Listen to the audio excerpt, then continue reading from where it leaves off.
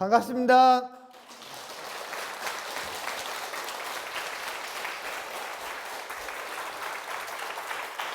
구호 외치고 시작하겠습니다. 핫한 열린 10강.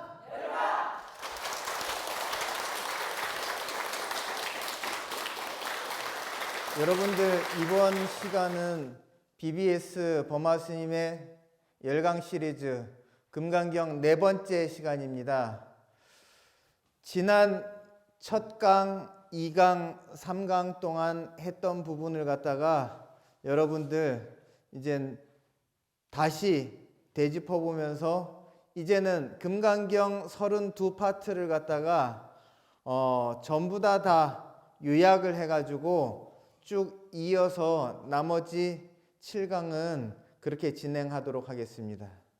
여러분들, 이 앞에 칠판을 봐주시기 바랍니다. 여러분들, 여기 칠판 함께 읽도록 하겠습니다. 함께 읽겠습니다. 시작. 금강경 32분 중 제1 법회 인유분. 여러분들, 금강경 32파트로 나눠져 있습니다. 이 32파트를 누가 나눴냐? 여러분들, 우리 이 불교를 갖다가 신봉했던 왕들 중에서 아주 유명한 왕들이 많이 있어요. 근데 중국에서 제일로 불교 불심이 깊은, 그래서 불심천자 이렇게 얘기합니다. 부처불자 마음심자, 그리고 황제를 천자라 그랬습니다. 불심천자라고 하는 분이 있어요. 그게 누구냐? 양무제입니다. 양무제.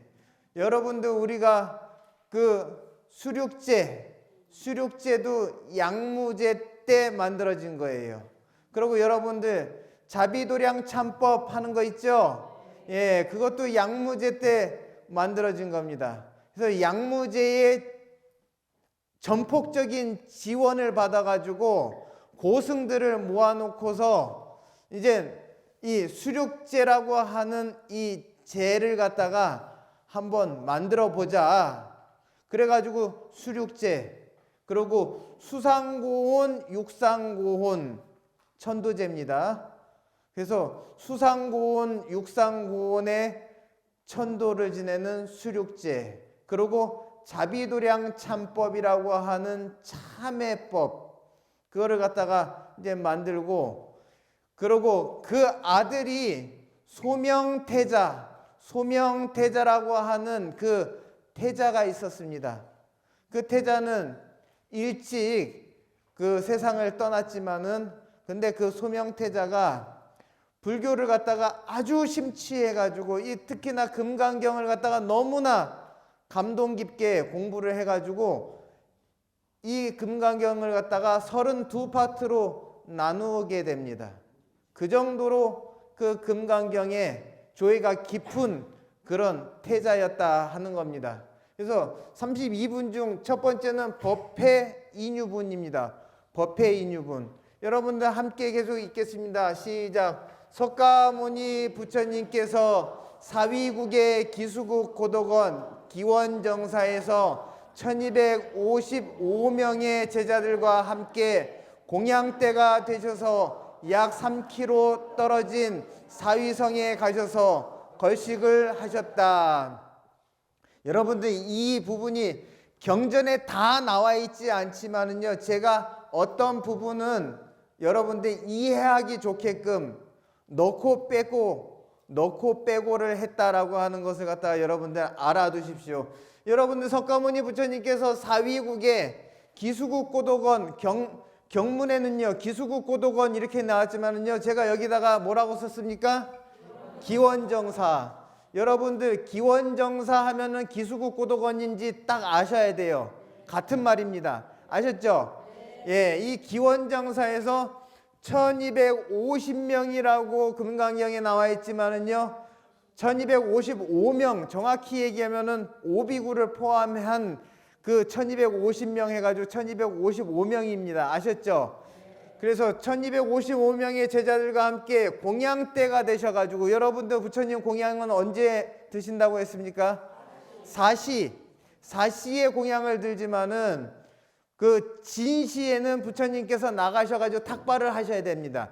진시에는 탁발을 하고 사시에는 공양을 하셨다. 아셨죠? 그렇기 때문에 부처님께서는 오전 7시, 아침에 7시 정도 되면은요, 부처님께서 의발을 수하시고, 의발 했을 때 의라고 하는 것은 오드이자 가사를 뜻하는 겁니다. 발이라고 하는 것은 그건 밥그릇이에요. 그래서 부처님 밥그릇을 갖다 바루 이렇게 얘기합니다. 그러고 이 바루를 갖다가 넣는 가방을 갖다가 바랑 이렇게 얘기하는 겁니다. 발랑 이렇게 하지 않고 바랑이라고 합니다. 바랑. 그래서 예전에 부처님께서 직접 지고 다니셨던 그런 바루는요 굉장히 커요. 그래가지고 목에다가 둘러가지고 띠를 둘러가지고 그래서 끌어안고서 다녔기 때문에 그래서 바랑이라고 하는 게 생겼던 겁니다. 여러분들 공양 때가 되셔가지고 부처님께서 사셨던 기수국고덕원 기원정사는요 그 사위성이라고 하는 사위국의 사위성이라고 하는 곳과 한 3km 떨어진 곳입니다. 그렇기 때문에 걸어서 쭉 차례에 맞춰가지고 걸어서 1255명이 갔단 말이죠. 그래서 여러분들 사위성에 들어가가지고 걸식을 하셨다 그랬습니다. 그래서 구걸을 했단 말이에요. 무엇을 구걸을 했냐? 공양을 구걸했단 말이에요. 그래서 여러분들 여기 같이 읽도록 하겠습니다. 시작. 가사를 입고 바루를 들고 마을로 가셔서 삼보에 귀한 가정 7집을 차례로 걸식을 하시고 다시 기원정사로 오셔서 공양을 드시고 가사와 바루를 정리하시고 발을 씻으신 뒤에 자리를 펴고 앉으셨다 그랬습니다. 여러분들, 그래서 부처님께서 가사를 입으시고 그 다음에 바루를 드시고 마을로 가셔가지고 삼보, 불법승 삼보에 귀한, 그러니까 불교 신자 가정 7집을 가가지고 여러분들 걸식을 하셨다 그랬습니다. 그렇기 때문에 여러분들 7집이라고 했을 때 여러분들 그 공양, 오늘은 우리 집 차례구나, 이 가정들이 전부 다 알고 있습니다. 그렇기 때문에 그 가정에서 1255명이 오신다 하면은 1255명 분을 갖다가 마련하는 거죠. 근데 여러분들 우리가 예를 들면은요, 여러분들 한 숟가락씩 고봉으로 퍼서 7숟가락 주면은 한 끼 됩니다. 그죠? 예. 그러면 이 당시에는요, 우리 절에서 보면은 사찰 음식 하면은 산채 정식이잖아요. 대부분 보면 바루밥 하면은요, 비빔밥이에요. 비빔밥입니다. 이 당시에도 집집마다 여러 가지 음식을 갖다가 만들어 가지고 1250분들 차례대로 가실 때 이렇게 한 수저씩 떠줬을 거란 말이에요. 그래서 이 집 지나면은 다음 집 해서 7집을 갖다가 가가지고 걸식을 다 하고 나면은요, 다시 돌아와가지고 기원장사로 돌아오셔가지고 부처님이 공양을 하시는데 그때가 사시다 이 말이에요. 사시. 그래서 부처님 사시 때 한 번, 하루에 한 번 공양을 이제 하셨다라고 하는 겁니다. 그래서 공양을 다 드시고 가사와 바루를 갖다가 정리하고 난 다음에 부처님 발을 씻었다. 그런데 부처님 당시에요, 부처님 맨발로 다니셨어요. 맨발로 다니셨단 말이에요. 그렇기 때문에 다시 발을 씻고서 좌선을 하기 위해서 앉으셨다, 이렇게 되어 있습니다. 여러분들 여기 계속 읽어 나가도록 하겠습니다. 시작. 금강경 32분 중 제2 선현기청분 1255명의 바루공양 대중 속에 있던 선현 수보리가 일어나서 부처님께 깍듯이 예의를 갖추고 질문한다. 세상에서 가장 높으신 부처님이시여, 누구든지 안욕따라 삼약삼보리에 마음을 냈다면 그 마음을 어디에 두어야 하며 그 마음을 어떻게 항복받아야 합니까? 이 질문에 답변을 요청했다. 여러분들 여기 선현기청군 했단 말이죠. 기청이라고 하는 것은 요청을 일으켰다 이 말이죠. 요청을 했다 이 말이에요. 무엇을 요청했냐? 질문을 요청했어요. 누가 선현이 누구냐? 수보리가 선현이다 이 말입니다. 여러분들 선현 그러면 수보리 존자의 이름이 여러 가지가 있습니다. 첫 번째는 공생입니다. 두 번째는 선길입니다. 그리고 세 번째는 선현입니다. 왜 그러냐? 수보리 어머니가 수보리를 갖다가 임신을 했을 때 어떤 한 도인이 수보리 집을 찾아옵니다. 그래서 뭐라 그러냐? 아주 착하고 아주 길한 아들이 태어날 거다 이렇게 얘기합니다. 착하고 길한 아들이 태어난다. 그래서 선길이라고 이젠 태명을 갖다가 지어줬습니다. 그런데 이 수보리가 태어나는 날 집안에 있던 모든 재물이 다 사라지게 됩니다. 그래서 태어남과 동시에 온 집안이 텅 비었다 그래서 빌공자, 날생자, 공생이라고 하는 이름을 갖다가 지었습니다. 근데 7일이 지나고 나니까는 없어졌던 재물들이 다시 나타났어요. 그래서 잘 나타났다 그래서 선현입니다. 그래서 이 수보리를 갖다가 선현이라고 얘기하는데, 수보리가 이 1255명의 바루공양 대중에 앉아있다가 일어섭니다. 여러분들 이 금강경 이 법회 때는요 일반 신도들은 없었습니다. 아셨죠? 예. 왜 그러냐? 바루공양 갔다 와서 공양을 걸식을 끝내고 난 다음에 공양을 다 끝나고 난 다음에 그 대중 가운데서 법회를 했기 때문에 여기는요 오로지 스님들과 부처님 이 두 대중밖에 없었습니다. 아셨죠? 그래서 여러분들 여기서 이제 계속 읽어 나가면은 여기서 뭐라고 되어 있느냐? 수보리 존자가 이 대중 속에서 있다가 1255명의 바루공양 대중 가운데서 앉아 있다가 일어서서 부처님한테 깍듯이 예를 올렸다 그랬습니다. 이 금강경 경문에는 뭐라고 됐냐? 수보리가 일어나서 편단 우견하고 우술 착지하고 합장 공경했다 이렇게 나왔는데, 저는 저런 얘기 세세하게 얘기할 것 없이 그냥 깍듯이 예의를 갖췄다 이렇게 표현을 했습니다. 왜 그러냐면 이 예를 갖춘 그 모습이 금강경의 핵심 사상이 아니거든요. 그러니까 그런 부분은 제가 이렇게 정리를 했다라고 하는 것 여러분들이 이해를 해주시고, 또 이제 봅니다. 그러면은 수보리 존자가 부처님한테 뭐라고 질문을 했느냐? 세상에서 가장 높으신 부처님이시여 그랬단 말이죠. 세존이시여 그랬단 말이죠. 그럼 세존이라고 하는 이 말의 뜻을 갖다 우리가 알아야 될 거 아닙니까? 세상 세자 높을 존자, 세상에서 가장 높으신 부처님이시여 그랬단 말이죠.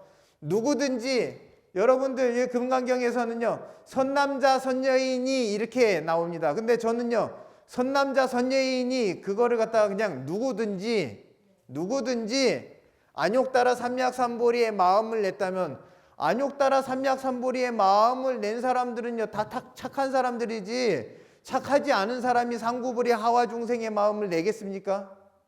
부처 되겠다, 중생을 다 건지겠다 이 마음을 낸 사람은요 전부 다 선남자 선여인일 수밖에 없습니다. 그렇기 때문에 여기서 저는 그냥 누구든지 안욕따라의 삼약삼보리의 마음을 낸 자라고 하면은 이렇게 표현했어요. 굳이 선남자 선여인, 착한 남자 착한 여자 이렇게 얘기할 것 없이, 그래서 누구든지 안욕따라 삼약삼보리의 마음을 냈다면은, 그래서 여러분들 안욕따라 삼약삼보리라고 하는 마음은요 높기가 한없이 높아서 부처에 이르고 평등하기가 지극히 평등해가지고 일체 중생 모두를 위한다 그랬어요. 이 마음은요, 위로는 부처에까지 이르고, 그러고 평등하기로는 생명의 모두를 갖다가 전부 다 감싸준다 그랬습니다. 그래서 무상이라고 하는 말은요, 무상정등 정각이 안욕따라 삼약삼벌이거든요. 그럼 무상이라고 하는 게 우리 부처님을 갖다 무상사 이렇게 얘기합니다. 그렇기 때문에 안욕따라의 무상이라고 하는 것은 부처에 이르는 것이고, 그리고 삼맥삼벌이 했을 때 삼맥이라고 하는 것은 바르고 평등하다라고 하는 건데, 바르고 평등하다라고 하는 것은요, 바른 것은 진리요, 평등하다라고 하는 것은 모든 중생한테 전부 다 법은 만인에게 평등하다라고 하는 말이 있습니다. 그렇듯이 부처님 법은요, 어떤 중생 하나도 차별을 두지 않고 모두에게 이로운 법문이거든요. 그렇기 때문에 안욕따라 삼맥삼벌이는요, 가장 높은 법이면서도 가장 평등한 법입니다. 그렇기 때문에 나중에 금강경 뒤에 보면은요, 이 안욕따라 삼맥삼벌이 이 법이라고 하는 것은 평등해가지고 차별이 없는 이라 그랬습니다. 이 법이라고 하는 거, 안욕따라 삼맥삼벌이 이 법이라고 하는 것은요, 가장 높은 법이지만 가장 또 평등한 법이다 이 말이죠. 그래서 삼맥이라고 하는 말이 평등이라고 하는 바른 평등이라는 뜻입니다. 그렇기 때문에 이 법은 올바른 평등 법인데 거기에는 차별이 없다. 그렇기 때문에 이 법을 갖다가 가장 높은 법이라고 하면서 가장 또 평등한 법이라고 하는데, 그것이 바로 안욕따라 삼맥삼벌이의 법이라고 이렇게 얘기했습니다. 그런데 누구든지 안욕따라 삼맥삼벌이의 마음을 냈다면은, 안욕따라 삼맥삼벌이의 마음이라고 하는 거 부처의 마음이거든요. 그러면 누구든지 부처의 마음을 냈다라고 하면은 그 사람은 이제부터는 마음을 갖다가 어디에다가 두어야 되는지 그거를 갖다가 이제 물어봤습니다. 그 다음에는 또 무엇을 물어봤냐? 두 가지 질문을 하게 됩니다. 마음을 어디다 두어야 됩니까? 또 부처 될 때까지 부처 되는데, 부처를 완성하는데 장애가 되는 그 마음은 어떻게 항복을 시켜야 됩니까? 이 두 가지를 묻습니다. 이 질문의 답변을 갖다가 부처님한테 요청한 부분입니다. 그것이 바로 제2선영기청분입니다. 여러분들 이 앞을 주목해 주시기 바랍니다. 함께 읽도록 하겠습니다. 시작. 금강경 32분 중 제3 대승정종분, 욕계의 태생, 난생, 습생, 화생과 색계 중생인 유색, 사무색계의 첫 번째인 공무변처천의 무색과 무색계의 두 번째인 식무변처천 중생인 유상과 무색계 하늘의 세 번째인 무소유처천 중생인 무상과 사무색계 하늘의 가장 높은 비상비비상처천의 중생인 비유상 비무상 모두를 내가 무여열반에 들게 하겠다고 마음 먹고 셀 수 없이 많은 중생이 열반에 들어갔어도 보살은 아상, 인상, 중생상, 수자상이 없기에 한 중생도 열반에 들어간 중생이 없음을 알았다. 네 가지 상인 아상, 인상, 중생상, 수자상이 있으면 보살이 아니다 라고 하는 이런 내용이요, 여러분 금강경 32분 중에 세 번째인 대승정종분에 나옵니다.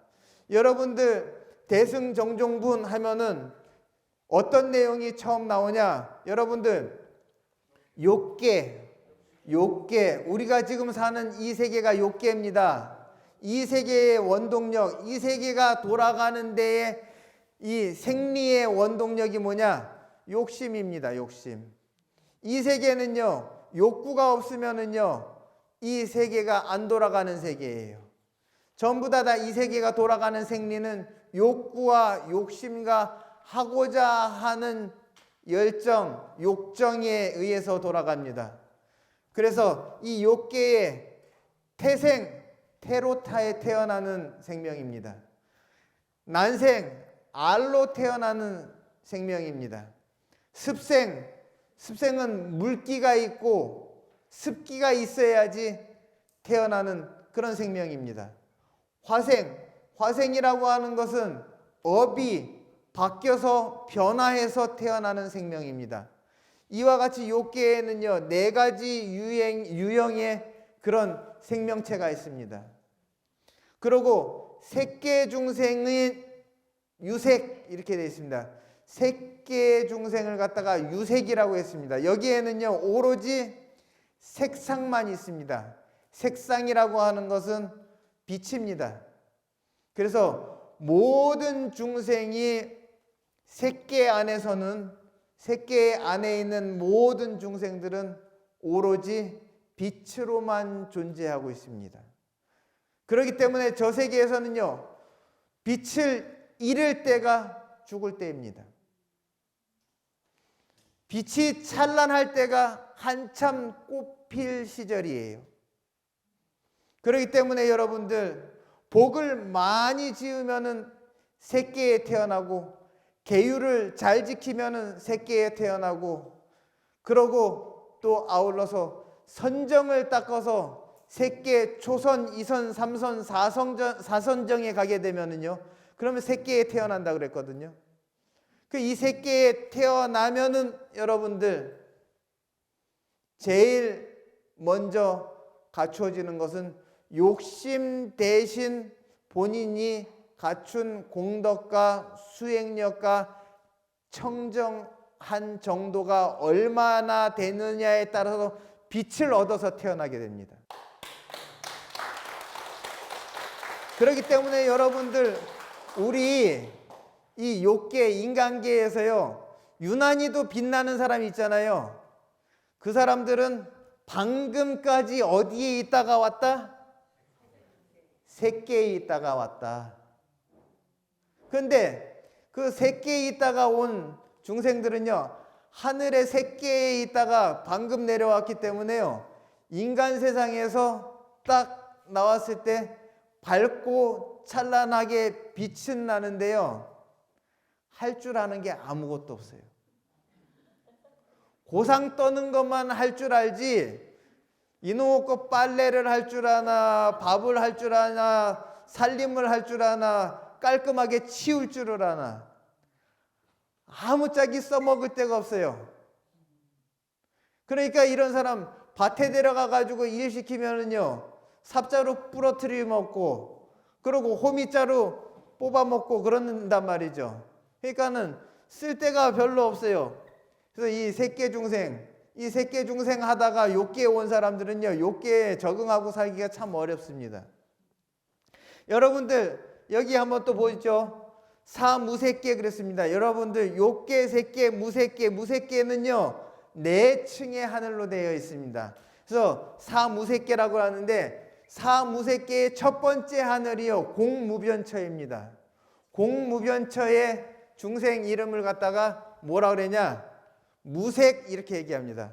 아까는요 여러분들 색계 중생은요 오로지 색만 가지고 있어서, 오로지 색깔만 가지고 있어서 유색 그랬잖아요. 색이 있다라고 하는 뜻이거든요. 색만 가지고 있다라는 뜻인데, 그런데 무색계에 딱 오자마자, 공무변처에 딱 오자마자 색이 사라져 버려요.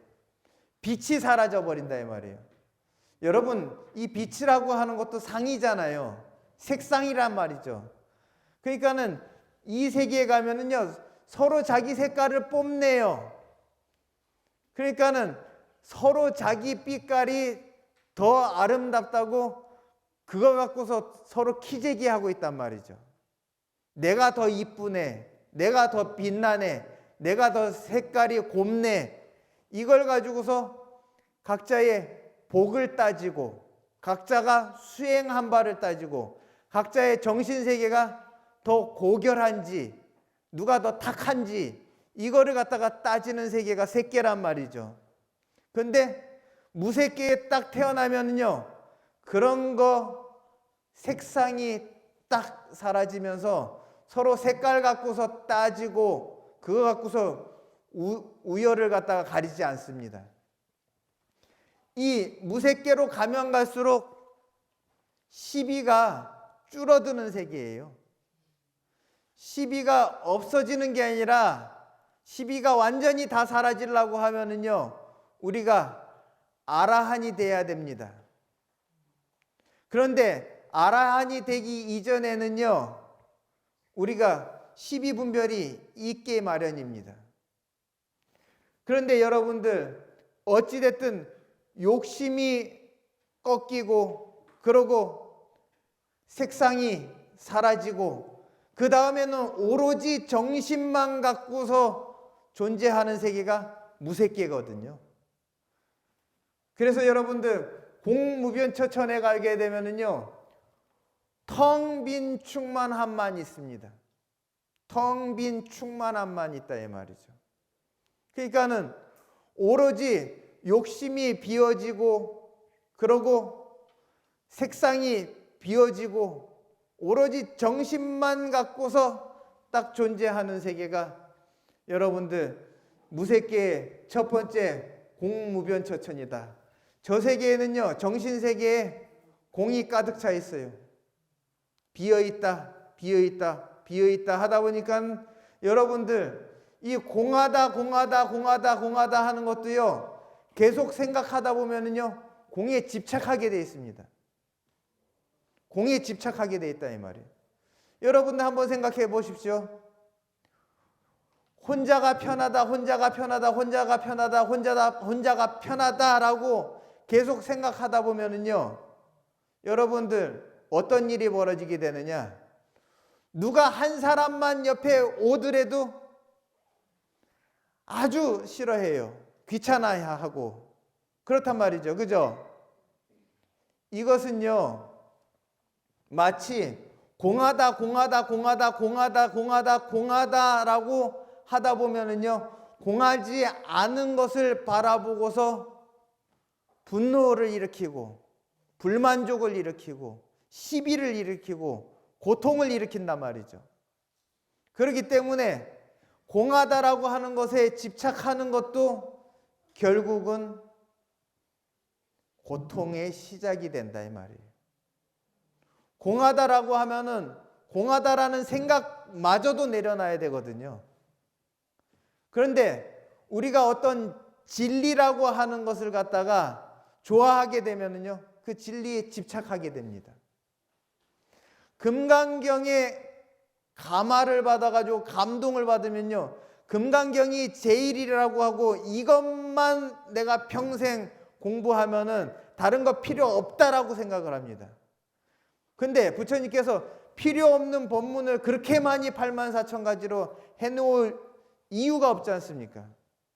그렇기 때문에 금강경 하나가 좋다고 해가지고 이 법이 좋다고 해가지고 다른 법까지도 내가 무시한다라고 하면은요, 그거는 금강경을 갖다 잘못 공부한 겁니다. 그렇듯이 이 무색계의 생리를 알게 되면은요, 왜 무색계의 하늘까지 올라갔음에도 불구하고 해탈을 못하고 열반에 들어가지 못했나, 이거를 갖다가 우리가 사유를 해봐야 됩니다. 여러분들, 이 무색계의 두 번째는 식무변처천인데요, 그 중생을 갖다가 유상 이렇게 얘기합니다. 유상. 여기에는요, 식이 있기 때문에 색수상 행식 가운데서 상이 있습니다. 마음의 이미지가 있어요. 마음에 저장했던 이미지가 아래아식에서 이제 나옵니다, 그게.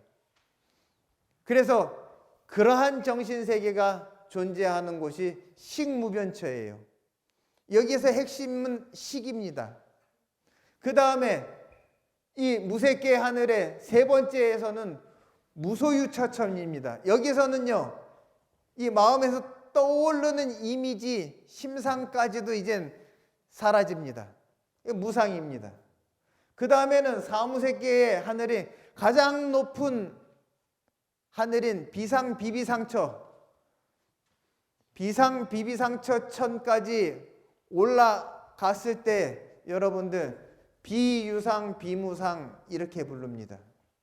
그래서 여러분들 이 모든 욕계, 색계, 무색계 중생들을 갖다가 모두를 갖다가 다 내가 무여열반에 들게 하겠다라고 그렇게 마음을 먹고 셀 수 없이 많은 중생이 열반에 다 들어갔어도 보살은요, 내가 이렇게 많은 욕계, 색계, 무색계 중생들을 다 제도해가지고 무여열반에 들어가게 했다라고 하는 생각을 내지 않는단 말이에요. 그렇게 많은 중생들을 다 제도해놓고도 나중에 보면은요, 한 중생도 열반에 들어간 중생이 없었다라고 이렇게 얘기한단 말이에요. 왜? 내가 그들을 갖다가 열반에 들게 한 게 아니라 그네들은 본래부터 열반에 들어 있었다 이 말이죠.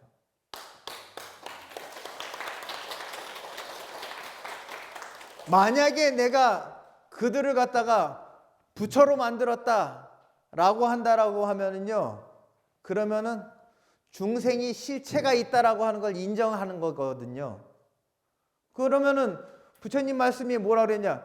내가 성불하고 보니까는 중생들이 중생이 아니더라 이 말이에요. 전부 다 부처를 갖다가 감추고 있는데 무슨 놈의 중생이냐 이 말이죠. 그러니까는 여러분들 어떤 사람이 거지 행색을 하면서 수많은 재산을 갖다가 감추고 있으면은 여러분들이 그 거지를 보고 그 거지가 감춘 재산을 보게 되면은 여러분들 그 사람들을 가지고서 여러분들이 진정한 거지라고 얘기할 수 있습니까? 못 하잖아요. 그죠? 이와 같은 겁니다. 부처님이 깨닫고 나서 만 중생을 다 살펴보니까 전부 다 부처를 감추고 있더라 이 말이에요. 그러면 부처를 갖다가 무엇으로 감추었냐? 번뇌 갖고서 덮어가지고 감추고 있더라 이 말이에요. 그러니까 전부 다 부처를 감추고 있네. 그러면 부처를 감추고 있으면은 마치 재산을 감추고 있는 거지와 같이 이거는 중생으로 볼 수 없는 거다 이 말이죠. 그렇기 때문에 그들한테 너희는 원래부터 부처야, 그거 한번 찾아봐 라고 했을 때 자기의 부처의 진면목을 보고서 회복해서 부처가 됐다 이 말이에요. 그러면은 내가 너 부처 만들어줬어 라고 얘기할 수 없는 부분 아닙니까? 그렇기 때문에 여기서도 이야기하는 겁니다. 일체 중생 모두 욕계, 색계, 무색계의 모든 중생을 갖다가 내가 무여열반에 들게 하겠다. 여러분들이 열반이라고 하는 것은요, 자성청정 열반이라고 하는 것은 본래 모두가 다 갖추고 있는 근본 자리는 열반이다라고 하는 것입니다. 그런데 그거를 갖다가 감추고 있으니까, 그거를 감추고 있으니까는 그거를 갖다가 다시 드러내는 과정에서 유여열반이라고 하는 것은 무엇이 유여열반이냐? 여기는 무여열반이라고 얘기했죠. 유여열반이라고 하는 것은 번뇌를 갖다가 전부 다 소멸했지만은요, 번뇌에 따라서 오랫동안 번뇌에 물들어져 있기 때문에 번뇌의 습성이 남아 있습니다. 번뇌는 다 소멸했지만은 번뇌에 물들은 습성, 그것이 남아 있어 가지고 번뇌의 영향을 갖다가 더 이상은 받지 않아도 늘 해왔던 습관이 있어가지고 마치 이와 같은 겁니다. 우리가 손으로 손풍기를 갖다가 막 돌리면서 나중에는요, 이제 더 이상 그만 돌리려고 탁 손을 놨단 말이죠. 그런데 내가 이미 돌려놓은 힘이 있어가지고 그게 힘이 다 떨어질 때까지 돌잖아요. 마치 번뇌의 힘이 더 이상은 손을 떼가지고 더 이상 돌리진 않지만은 이미 밀어놨던 힘이 있기 때문에 그 힘이 전부 다 소진될 때까지는 돈다 이 말이죠. 그 자리를 갖다가 뭐라고 얘기하느냐? 아나함 이렇게 얘기합니다. 아나함. 여러분들 아나함은요, 번뇌를 갖다가 번뇌의 원동력은 끊어졌습니다. 근데 오랜 시간 동안 굴렸던 힘이 남아 있어 가지고 그 힘 떨어질 때까지는 도는데 그게 바로 한 생을 더 돌게 되는 거예요. 그래서 그거를 갖고서 아나함이라고 이야기합니다. 그거를 갖고서 유여열반이라고 얘기합니다. 아직 남은 게 조금 있지만은 열반은 열반이다. 그 다음에 무여열반이라고 하는 것은 그 번뇌는 이미 사라졌지만 번뇌가 밀었던 힘에 의해서 윤회가 마지막으로 다 끝났을 때 완전히 번뇌도 사라지고 번뇌의 영역이었던 그 영향력까지도 전부 다 사라졌을 때 그때가 무여열반입니다. 그래서 중생을 갖다가 전부 다 본래가 자성청정 열반인 아라한을 갖다가 전부 다 가지고 있고 부처를 다 가지고 있고 그리고 전부 다 대보살 마하살의 그러한 근본을 갖다가 다 가지고 있기 때문에 이 중생을 갖다가 전부 다 원래 자리로 되돌려 놔야 되겠다라고 하는 그런 생각을 갖고서 수많은 중생들을 갖다가 열반으로 인도했음에도 불구하고 보살 마하살은 이야기합니다. 나는 한 중생도 열반에 들어가게 하지 않았다. 왜? 중생은 본래 열반에 들어가고 나가고 할 게 없다 이 말이죠. 열반 밖에 있었어야지만이 열반 안으로 들어갈 거 아니냐 이 말이에요. 근데 중생들 모두가 다 그대로 열반을 갖다가 감추고 있고 그리고 열반을 갖다가 속 깊은 곳에 품고 있었기 때문에 열반에 들어가고 나갈 게 할 게 없다. 열반을 갖다가 가리고 있었던 그거 꺼풀만 벗겼을 뿐이지 내가 해준 게 뭐가 있냐 이 말입니다.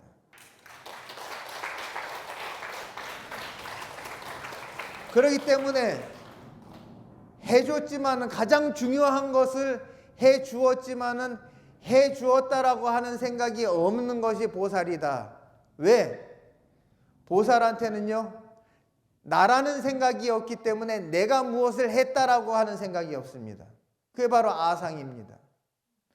아상은요 나라고 하는 생각이 생기자마자 나 아닌 것도 함께 생깁니다.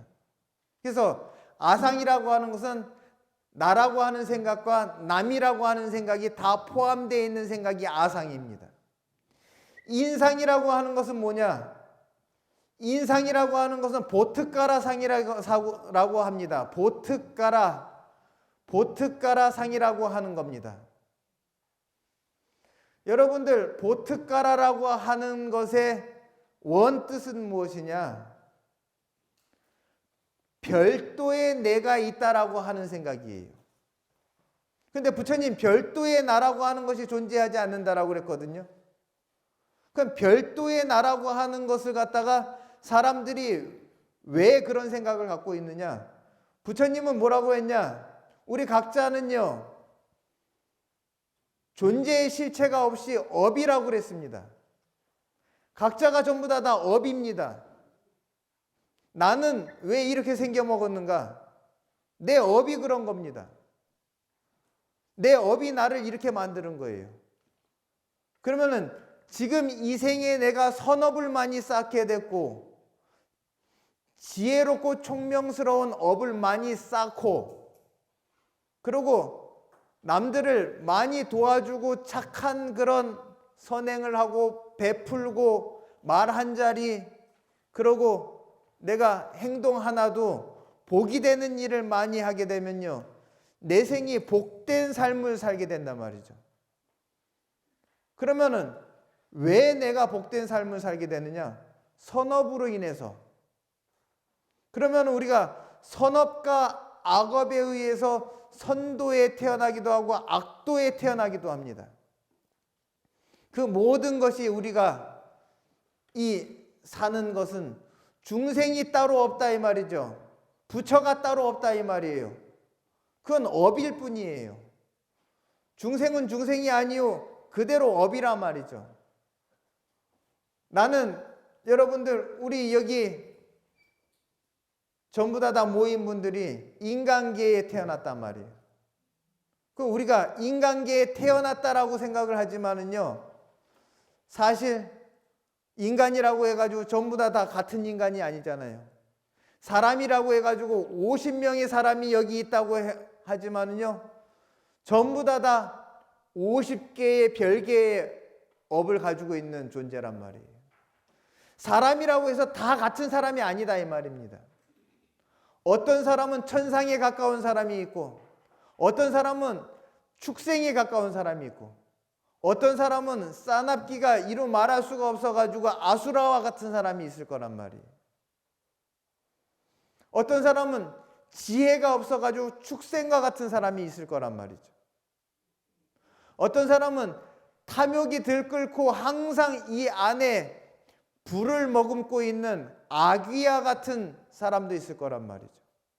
전부 다 50명의 사람이 있어도 50가지의 업이 전부 다 다릅니다.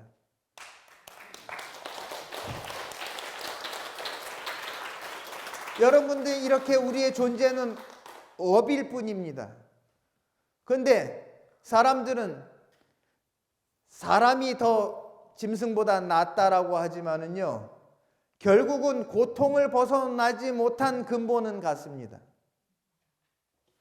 우리가 이 생은 사람이라고 하지만은 내 생을 또 사람이라고 기약할 수가 있냐 이 말입니다. 그렇게 할 수 없거든요. 우리가 각자의 업을 갖다가 인간계에 다시 태어날 수 있는 그런 선업을 갖다가 짓게 되면은 인간계에 다시 태어날 가망성은 있어도 지금 이렇게 인류가 숫자가 줄어가는 이 시점에서 다음 생에 다시 사람으로 태어난다는 보장이 아주 희박합니다. 여러분들 이러한 모든 생리를 갖다가 불법 안에서 찾으면은요, 다음 생에 내가 사람으로 태어날 이유가 있고 부처님법 만날 이유가 있다라고 하면은 다음 생에는 내가 닦은 공덕의 힘으로 내가 태어나고 싶은 데에 태어나고 싶은 모습으로 그렇게 날 수 있다라고 하는 겁니다.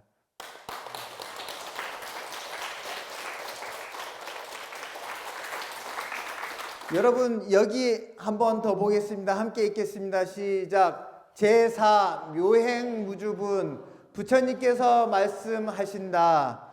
응무소주 행어보시. 보이는 것, 들리는 것, 냄새, 맛, 촉감, 생각의 개념에 얽매이지 않고 베풀면 그 공덕은 생각 갖고서 헤아릴 수 없다. 여러분들 이 4분 묘행무주분에서는요, 부처님께서 응모수조 행어보시, 그러니까는 보시바라미를 하되 마음 다 비우고 자기 입장 다 비우고 어디에도 집착하지 말고 자기 입장을 어디에다 두지도 말고 나라고 하는 것을 비우고, 그리고 내가 불쌍한 사람한테 준다라고 하는 그런 생각도 하지 말고 모든 행위야 받는 사람, 주는 사람, 그리고 내가 건네는 어떤 물건이든 말 한마디든 어떤 온정이든 간에 전부 다 상을 비우고서 그렇게 좋은 일을 하면은 하는 즉시 전부 다 비워라 이 말이죠. 내가 이만치 좋은 일을 했다. 내가 너한테 얼마만큼 내가 투자를 했는데 이런 생각을 갖게 되면은요. 그러면은 그것이 인과가 돼가지고 나는 저 사람한테 그만큼 해줬으니까 또 받아내기 위해서 또 안간힘을 쓰고 그렇게 해가지고 거래 관계가 주고받는 관계가 생기게 되면은 나중에 불편함이 생기게 됩니다. 그렇기 때문에 항상 베풀 때는요, 나라고 하는 자신을 갖다가 다 내려놓고 그러고 주면은 그만인 걸로 해버려야지 그것이 무한한 공덕이 되지 내가 주고서 준 만큼 받아내려고 하면은요, 그거는요, 안 준 것만 못한 일이 벌어질 수 있다라고 하는 겁니다. 그렇기 때문에 정말 헤아릴 수 없는 큰 복이라고 하는 것은 내 마음을 허공과 같이 비우고서 보시했을 때 허공을 가득 채울 수 있는 그런 복이 다시 나한테 주어진다라고 하는 겁니다. 여러분들 이번 시간도 열강을 하다 보니까는 어느덧 시간이 다 됐습니다. 여러분들 다음 시간에 5분부터 계속 이어서 하도록 하겠습니다. 여러분들 고생 많으셨습니다.